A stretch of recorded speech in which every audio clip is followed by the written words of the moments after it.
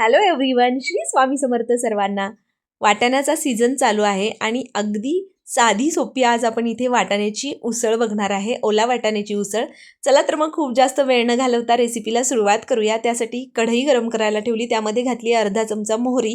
मोहरी छान तडतडू द्यायची आणि त्यानंतर यामध्ये घालायचं आहे अर्धा चमचा जिरं। जिरं छान फुललं की 7 ते 8 कढीपत्त्याची पानं घातली। एक मीडियम आकाराचा कांदा बारीक चिरून घालायचा।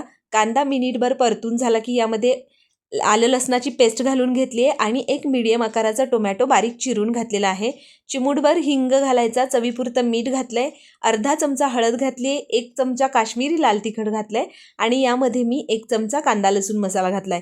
कांदा लसूण मसाल्यामुळे ही उसळ एक नंबर लागते। आता हे सगळे सुके मसाले छान फोडणीबरोबर परतून घ्यायचे। त्यानंतर धने पावडर घातली 1 चमचा आणि त्यानंतर यामध्ये घालायचे आहेत आपल्याला वाटाण्याचे दाणे।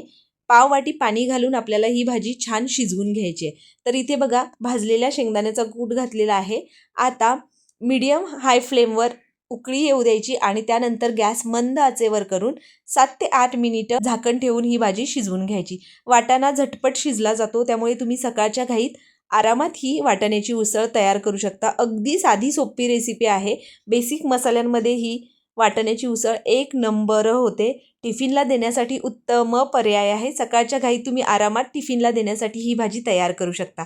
इथे बघा छान उकळी आलेली आहे। आता आपण काय करूया, यावर झाकण घालून द्यायचं आणि त्यानंतर ही भाजी आपल्याला मस्त शिजवून घ्यायची। मंद आचेवर तुम्ही बाजूला ठेवून द्या। तुम्हाला चपाती करायची असेल तर तुम्ही त्याही करून घेऊ शकता।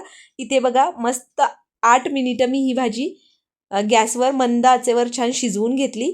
परफेक्ट अशी शिजली जाते आणि एक नंबर होते चवीला। तुम्ही या वाटाण्याच्या सीझनमध्ये ही भाजी नक्की ट्राय करून बघा, तुम्हाला नक्की आवडेल। मस्त लागते चपातीबरोबर आणि टिफिनसाठी तर उत्तम पर्याय आहे। तर अशा पद्धतीने अगदी साधी सोपी वाटाण्याची उसळ खाण्यासाठी तयार आहे। खूप सारी बारीक चिरलेली कोथिंबीर घालून घ्यायची आणि आपली इथे उसळ खाण्यासाठी तयार आहे की नाही सोपी रेसिपी। सकाळच्या घाईतही झटपट तयार होणारी अशी ही वाटाण्याची उसळ रेसिपी तुम्हाला कशी वाटली मला कमेंट करून नक्की सांगा। त्याचबरोबर तुम्हाला आपल्या रेसिपीज कशा वाटतात तेही मला कमेंट करून सांगायचं आहे।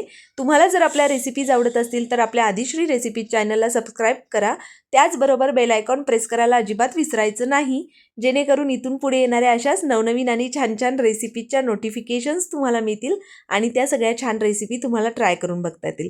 चला तर मग पटकन या झटपट अशा वाटाण्याची उसळ रेसिपीला लाईक करा, रेसिपी शेअर करा। भेटूया अशा एका नवीन छान आणि मस्त भन्नाट रेसिपीसोबत। तोपर्यंत मस्त राहा, छान छान रेसिपी ट्राय करून खात राहा। Bye bye.